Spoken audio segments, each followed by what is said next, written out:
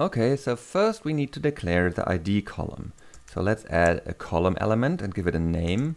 I'll just choose ID, but any legal MySQL column name would do. So we could choose something like brand ID or whatever makes sense.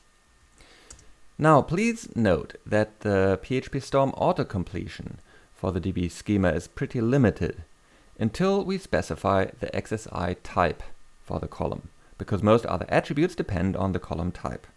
So let's do this. We can specify the type with XSI type. And because this is an ID column, we want to specify an integer type. There are several integer types to choose from.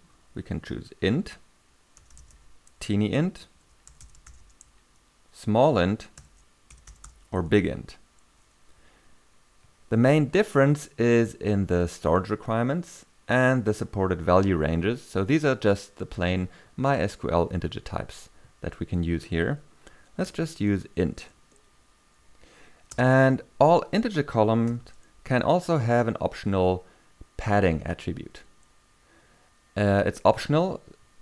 The default padding sizes Magento chose are these here. So for int it would be 11.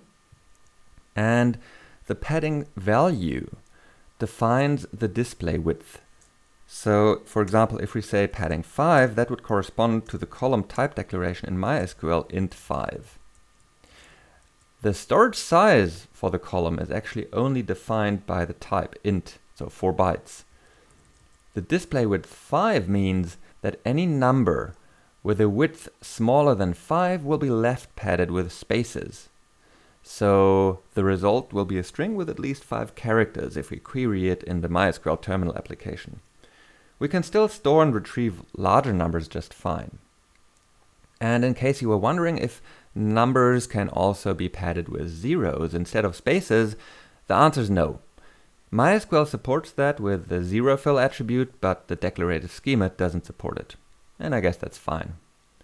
So legal values for padding are any numbers between 2 and 255. But let's just choose 11, which would be the default anyway. So now what next? Let's specify unsigned true. We don't need any negative values for our ID field. And let's make it an auto increment field by specifying identity true. This means we will have to specify this column as the primary key for the table.